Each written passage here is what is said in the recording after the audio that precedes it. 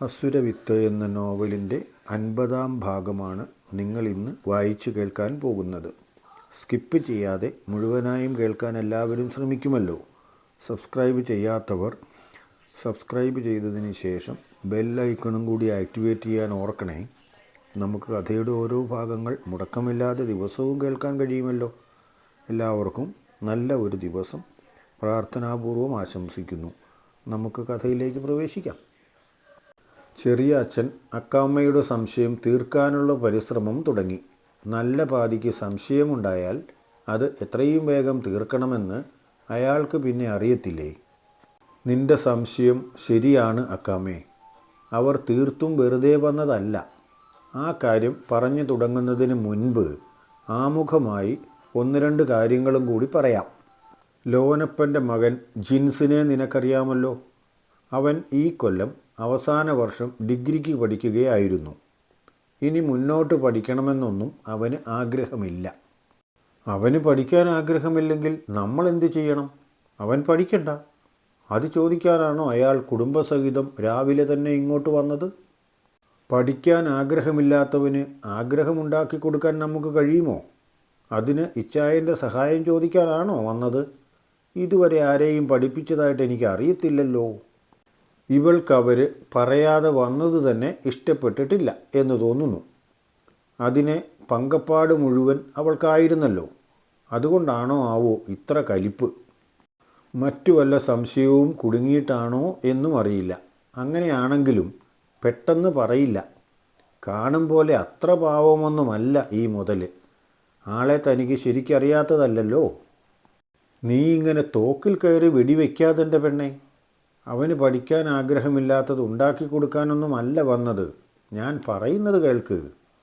ഇപ്പോഴത്തെ കണക്കിന് അവൻ്റെ പഠനം ഇവിടം കൊണ്ട് നിർത്തുകയാണ് എന്ന് പറഞ്ഞല്ലോ. അവനെ സംബന്ധിച്ചിടത്തോളം 25 വയസ്സ് കഴിഞ്ഞു.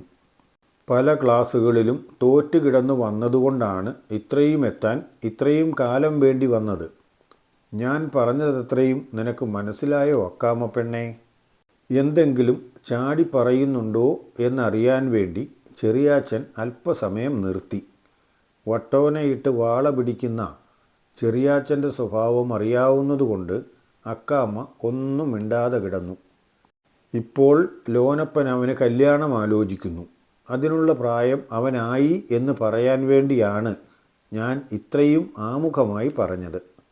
കല്യാണം ആലോചിക്കുമ്പോൾ അവർക്ക് ഏറ്റവും അധികം ഇഷ്ടപ്പെട്ട പെൺകുട്ടി നമ്മളുടെ റിൻസിയാണ്. അതുകൊണ്ട് അവളെ അവന് കല്യാണം ആലോചിക്കുന്ന കാര്യം എന്നോട് പറയാനും കൂടി വേണ്ടിയാണ് അവർ വന്നത്. ഈ ഒരു കാര്യം പറയാൻ വേണ്ടിയാണ് ഇത്രയും വളഞ്ഞു ചുറ്റുന്നത് എന്ന് നേരത്തെ തന്നെ മനസ്സിലായതാണ്.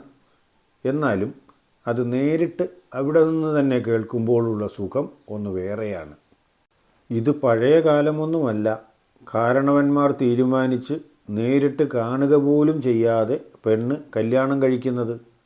അതൊക്കെ നമ്മുടെ ചെറുപ്പകാലഘട്ടത്തിലാണെങ്കിൽ നടന്നേനെ. ഇപ്പോഴത്തെ കാലത്ത് ആദ്യം അവരോട് അഭിപ്രായം ചോദിക്കണം. അവർക്ക് സമ്മതമാണെങ്കിൽ മാത്രം ബാക്കി കാര്യങ്ങൾ മുന്നോട്ട് കൊണ്ടുപോകണം. അതിന് മാത്രം നമ്മൾ മതി. അല്ലെങ്കിൽ അവിടെ വെച്ച് നിർത്തണം. പഴയ കൂട്ടുകാരാണെന്നൊക്കെ പറഞ്ഞിരുന്നാൽ മതി. അല്ലാതെ പിള്ളേരുടെ കല്യാണം നടക്കണമെന്നില്ല. അതിന് നമുക്ക് അവളോട് ഇക്കാര്യം ചോദിക്കുന്നതിന് കുഴപ്പമൊന്നുമില്ലല്ലോ. അവൾക്ക് സമ്മതമാണെങ്കിലോ അവളുടെ മുന്നോട്ടുള്ള പഠിപ്പിൻ്റെ കാര്യം അവരങ്ങ് ഏറ്റുകൊള്ളും. അവൾക്ക് കോളേജിലേക്ക് പോകാനും കൂടുതൽ എളുപ്പം അവിടെ നിന്ന് തന്നെയാണ്. അവിടുന്ന് നല്ല സൗകര്യമാണ്. എൻ്റെ അഭിപ്രായത്തിൽ ഇത് നല്ല ബന്ധവുമാണ്. നിൻ്റെ അഭിപ്രായം അനുകൂലമാണെങ്കിൽ മാത്രം നമുക്ക് അവളോട് സംസാരിച്ചു നോക്കാം. അല്ലെങ്കിൽ വേണ്ട, നീ തന്നെ സംസാരിച്ചാൽ മതി. വിവരം എന്നെ അറിയിച്ചാൽ മാത്രം മതി. അത് അതിലും വലിയ കൊസറ കൊള്ളിയാണ്. ഇനി അവൾ എന്തെങ്കിലും കാരണവശാൽ ദേഷ്യപ്പെടുകയോ മറ്റോ ആണെങ്കിലും അതും അക്കാമ്മ കേട്ടോളും. ചെറിയാച്ചൻ അത് കേൾക്കേണ്ട ആവശ്യമേ ഇല്ല. ഉത്തരം റെഡിമെയ്ഡായിട്ട് അക്കാമ്മ അവിടെ കൊണ്ടെത്തിക്കും. അനുകൂലമാണെങ്കിലും പ്രതികൂലമാണെങ്കിലും. എന്തു ചെയ്യാം? അമ്മയായി പോയില്ലേ. ഞാൻ ഭാര്യയായി പോയല്ലോ. ഇവിടുന്ന് പറയുന്നത് കേൾക്കാതിരിക്കാൻ പറ്റുമോ? അതുകൊണ്ട് ഞാൻ ഏതായാലും തഞ്ചത്തിൽ ചോദിച്ചു നോക്കാം. ഉത്തരം എന്താകും എന്നൊരു പ്രതീക്ഷയുമില്ല. അതിപ്പോൾ ചോദിക്കുന്ന കാര്യം ഇന്നും നാളെയും ഒന്നും സാധിച്ചെന്ന് വരില്ല. ആ പെണ്ണ് പരീക്ഷയ്ക്ക് വേണ്ടി കഷ്ടപ്പെട്ട് പഠിച്ചുകൊണ്ടിരിക്കുന്ന സമയമാണ്. ഈ സമയത്ത് അതിൻ്റെ മനസ്സ് മുഷിപ്പിക്കാൻ കഴിയുകയില്ല. ഏതായാലും പരീക്ഷ കഴിയട്ടെ. അത് കഴിഞ്ഞ് പറ്റിയ സമയത്ത് ഞാൻ ചോദിക്കാം. പെട്ടെന്നൊന്നും മറുപടി പറയണമെന്ന് ലോനപ്പൻ പറഞ്ഞതുമില്ലല്ലോ. പറഞ്ഞാലും ഇതെന്താ തയ്യാറാക്കി വച്ചിരിക്കുകയാണോ? അതുകൊണ്ട് സാരമില്ല, ഇപ്പോൾ അവൾ പറയുന്നത് അങ്ങ് സമ്മതിക്കാം. എന്തുകൊണ്ടും വിവരം ചോദിച്ചറിയാൻ ഇവൾ തന്നെയാണ് ഭേദം. താനുമായിട്ടാകുമ്പോൾ ഒരല്പം അകൽച്ച കാണും. ഇവളോടങ്ങനെയല്ല, ചക്കരയും ഉറുമ്പും പോലെയാണ്. അത് മതി, നീ തിരക്ക് പിടിക്കുകയൊന്നും വേണ്ട. സാവകാശം ചോദിച്ചറിഞ്ഞാൽ മതി. വിവരം കിട്ടിക്കഴിയുമ്പോൾ മാത്രം ഞാൻ അങ്ങോട്ട് അറിയിച്ചുകൊള്ളാം.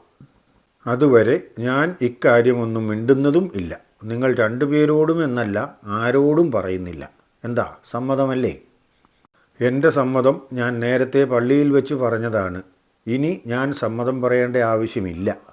ചെറിയാച്ചൻ അതിന് മറുപടി ഒരു മൂളലിൽ അവസാനിപ്പിച്ചു. അക്കാമ്മയ്ക്ക് ആലോചന ഇഷ്ടപ്പെട്ടിട്ടില്ല എന്ന് അവളുടെ പ്രവൃത്തിയിൽ നിന്നും സംസാരത്തിൽ നിന്നും ചെറിയാച്ചനും മനസ്സിലായി. എന്നാൽ പോലും മകളുടെ നല്ല ഭാവി ഓർത്ത് അയാളുടെ ചിന്താഗതി പ്രകാരം അതാണ് ഏറ്റവും നല്ലത് എന്ന് കണ്ടതുകൊണ്ടാണ് ഇക്കാര്യത്തിൽ അല്പം നിർബന്ധിക്കാൻ ശ്രമിച്ചത് തന്നെ. റിൻസി കാര്യങ്ങളൊന്നും അറിഞ്ഞതേയില്ല. അവരുടെ സന്ദർശനം വെറും സാധാരണ പോലെ മാത്രമേ അവൾ കണ്ടുള്ളൂ. എലിസബത്തും ഈ കാര്യങ്ങളെക്കുറിച്ച് ഒന്നും അവളോട് പറഞ്ഞില്ല. ഒന്നുകിൽ അവൾ അറിഞ്ഞിട്ടുണ്ടായിരിക്കില്ല, അല്ലെങ്കിൽ അവൾ മനഃപൂർവ്വം പറയാതിരുന്നതായിരിക്കാം. അവളുടെ കാര്യമായതുകൊണ്ട് ഒന്നും തീരുമാനിക്കാൻ കഴിയില്ല. പരീക്ഷ തുടങ്ങുന്നത് തിങ്കളാഴ്ചയാണ്. അതിനായി ശനിയാഴ്ച തന്നെ റിൻസി കോഴിക്കോടിന് പോയി. പരീക്ഷാ ദിവസങ്ങൾ കോളേജിലും ഹോസ്റ്റലിലും വളരെ ശാന്തമായിരുന്നു. നന്നായി തയ്യാറെടുത്തിരുന്നതുകൊണ്ട് റിൻസിയെ സംബന്ധിച്ചിടത്തോളം പരീക്ഷ ഒരു പ്രശ്നമേ അല്ലായിരുന്നു. തയ്യാറെടുത്ത ചോദ്യങ്ങൾ തന്നെ ചോദിച്ചതുകൊണ്ട് വളരെ സന്തോഷം. കൃത്യമായ സമയനിഷ്ഠ പാലിച്ച് എഴുതാൻ കഴിഞ്ഞതും കൊണ്ട് ഏതാണ്ട് എല്ലാ ചോദ്യങ്ങൾക്കും തന്നെ ഭംഗിയായി ഉത്തരമെഴുതാൻ റിൻസിക്ക് കഴിഞ്ഞു. അത്ര തന്നെ എളുപ്പമായിരുന്നില്ല ബീനയുടെ കാര്യം. എന്നാൽ പോലും കാര്യമായ തട്ടുകേടില്ലാതെ പരീക്ഷ എഴുതി തീർക്കാൻ അവൾക്കും കഴിഞ്ഞു എന്ന് വേണം അവളുടെ അഭിപ്രായ പ്രകടനങ്ങളിൽ നിന്നും മനസ്സിലാക്കാൻ. പരീക്ഷയുടെ അവസാന ദിവസം എത്തിച്ചേർന്നു. ഒരു വിഷയവും കൂടി എഴുതി കഴിഞ്ഞാൽ ആ വർഷത്തെ പരീക്ഷാ മാമാങ്കം കഴിയുകയായി. ഇത്ര ദിവസവും മാനസിക പിരിമുറുക്കം സഹിച്ചു നിന്ന കുട്ടികളെ സംബന്ധിച്ചിടത്തോളം പരീക്ഷ തീർന്നു കഴിഞ്ഞാൽ വല്ലാത്ത ഒരു സന്തോഷമാണ്. ആ സന്തോഷത്തിന് അവർ സിനിമയ്ക്ക് പോവുകയോ ബീച്ചിൽ പോവുകയോ ഒക്കെ ചെയ്യും. ചിലർ ഹോട്ടലുകളിൽ പോയി അടിച്ചു പൊളിക്കുകയോ ഒക്കെ ചെയ്യാറുണ്ട്. അങ്ങനെ ഒന്നും പ്രത്യേകമായി പ്ലാൻ ചെയ്യാൻ കഴിയാത്ത അവസ്ഥയിലായിരുന്നു റിൻസി. അന്ന് ഒരു സിനിമയ്ക്ക് പോയതിൻ്റെ തന്നെ ഒരു തരത്തിലാണ് വീട്ടിൽ പ്രശ്നം പറഞ്ഞ് തീർത്തത്. ഇനി അടുത്തതുകൂടി വീട്ടിൽ അറിയിക്കാതെ പോയാൽ, ചാരക്കണ്ണുകൾ കണ്ടുപിടിക്കുകയും ചെയ്താൽ ഇനി പറഞ്ഞു നിൽക്കാൻ യാതൊരു രക്ഷയുമില്ല. അന്ന് പിന്നെ ഇത്രയും കാലമുള്ള തൻ്റെ നല്ല പിള്ള ചമയൽ കാരണം വീട്ടിൽ നിന്നും ഒരു തരത്തിൽ തടിയൂരി. ഒരിക്കൽ ചക്കയിട്ടാൽ മുയൽ ചത്തെന്നിരിക്കും. പക്ഷെ ഇനി അങ്ങനെ സാധിച്ചു കൊള്ളണമെന്നില്ല. അതുകൊണ്ട് ബീനയോടും പറഞ്ഞു, ആ പദ്ധതിക്ക് ഞാനില്ല. നിനക്ക് വേണമെങ്കിൽ പോകാം. ഞാൻ ഒരു കാരണവശാലും ആരോടും പറഞ്ഞു കൊടുക്കാനും പോവില്ല. ഏതായാലും പരീക്ഷ കഴിയട്ടെ, അത് കഴിഞ്ഞിട്ട് നമുക്ക് ആലോചിക്കാം. കൂട്ടുകാരൊക്കെ പോകുന്ന കൂടെ ബീച്ചിൽ വരെയെങ്കിലും പോകുന്നതിന് കുഴപ്പമൊന്നുമില്ലല്ലോ. കടൽക്കരയിൽ പോയിരുന്നു എന്നുള്ള കാര്യം വീട്ടിൽ പറയുകയും വേണം. അപ്പോൾ പ്രശ്നം തീരും. നീ പറയാത്തതല്ലേ അന്ന് പ്രശ്നമായത്? എൻ്റെ അച്ചാച്ചനെ നിനക്കറിയില്ലാത്തതുകൊണ്ടാണ്, അന്ന് പറയാത്തതുകൊണ്ടാണ് എന്ന് തൽക്കാലം പറയുമെങ്കിലും വീട്ടിൽ വിവരം പറഞ്ഞാലും പ്രശ്നം തന്നെയാണ്. അവരിപ്പോഴും പഴയ ചിന്താഗതിയിൽ തന്നെ ജീവിക്കുന്നവരാണ്. അതുകൊണ്ട് അവരുടെ കാഴ്ചപ്പാടിൽ അതൊക്കെ വലിയ കുറ്റവുമാണ്. പ്രധാന പ്രശ്നം അതാണ്, അല്ലാതെ മറ്റൊന്നുമില്ല. കാലം മാറിയതറിയാത്ത മാതാപിതാക്കൾ എന്തുമാത്രം നേട്ടമുണ്ടാക്കി എന്ന് പറഞ്ഞിട്ട് എന്താ കാര്യം? അവർ മക്കളുടെ സന്തോഷത്തിനെതിരെയല്ലേ നിൽക്കുന്നത്? അങ്ങനെയെങ്കിൽ ആ നേട്ടങ്ങൾ കൊണ്ട് മക്കൾക്ക് എന്ത് കാര്യം? അവരൊക്കെ നിലവിലെ സാഹചര്യങ്ങൾ മനസ്സിലാക്കേണ്ട കാലം അതിക്രമിച്ചിരിക്കുന്നു. അവളുടെ പ്രസംഗം കേട്ട് അവളെ ഒന്ന് കളിയാക്കാൻ റിൻസി കൈ അടിച്ചു കൊടുത്തു. കണ്ടാൽ പ്രോത്സാഹിപ്പിക്കുകയാണെന്ന് തോന്നുമെങ്കിലും ആക്കിയതാണ്. ഒരു മൈക്ക് കൂടി കിട്ടിയിരുന്നെങ്കിൽ നന്നായിരുന്നു ബീനമോളുടെ പ്രസംഗം. പക്ഷേ ഇതൊന്നും വീട്ടുകാരുടെ മുമ്പിൽ ചെലവാകുകയില്ല കേട്ടോ. അതുകൊണ്ട് അവരോട് പറയാമെന്ന് വിചാരിക്കുകയും വേണ്ട. പരീക്ഷ തുടങ്ങുന്നതും തീരുന്നതുമായ തീയതികൾ സോജനോട് പറഞ്ഞിരുന്നു. മാത്രവുമല്ല, പരീക്ഷ തീരുന്ന ദിവസം വെള്ളിയാഴ്ച സോജന് മാതാപിതാക്കൾക്ക് മരുന്ന് മേടിക്കാൻ കോഴിക്കോടിന് വരേണ്ട ദിവസവുമായിരുന്നു. രണ്ടുപേരും അസുഖബാധിതരായതുകൊണ്ട് ഓരോ മാസവും വന്ന് കോഴിക്കോട് നിന്ന് മരുന്ന് വാങ്ങണം. അതുതന്നെയാണ് സോജൻ്റെ സാമ്പത്തിക ബാധ്യതയുടെ ഏറ്റവും പ്രധാനപ്പെട്ട ഭാഗവും. എന്നാലും അയാൾ അത് വളരെ സന്തോഷത്തോടെ ചെയ്യുന്നു. എപ്പോഴോ ഒരിക്കൽ സോജൻ റിൻസിയോട് പറഞ്ഞു, ഒന്നും ചെയ്യാൻ കഴിയാത്ത കാലഘട്ടത്തിൽ നമുക്കെല്ലാം ചെയ്തു തന്നവരാണ് അവർ.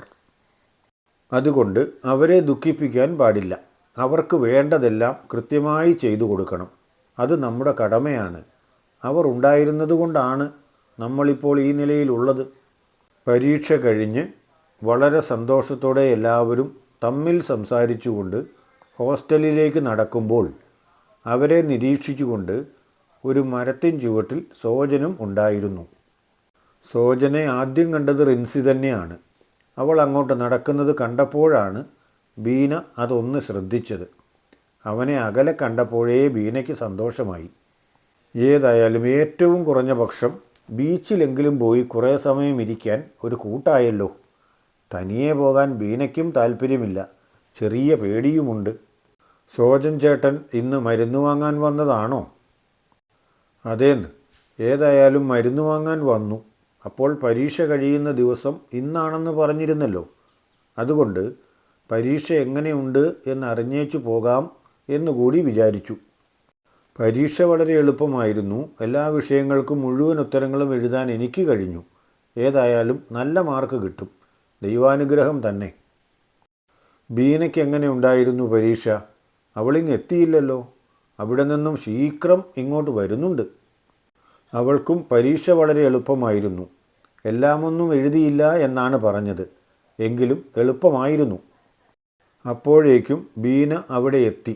മുഖത്തെ സന്തോഷം കണ്ടപ്പോഴേ സോജന് മനസ്സിലായി അവൾക്കും പരീക്ഷ വളരെ എളുപ്പമായിരുന്നു എന്ന്. ഇനി എന്താ പരിപാടി? ഇരട്ടക്കിളികൾ രണ്ടും രണ്ട് ദിശകളിലേക്ക് പറക്കുകയല്ലേ? അതോ കിളികൾക്ക് സ്വന്തമായി പദ്ധതികൾ വല്ലതുമുണ്ടോ? എന്നോട് പറയാവുന്നതാണെങ്കിൽ പറയാം.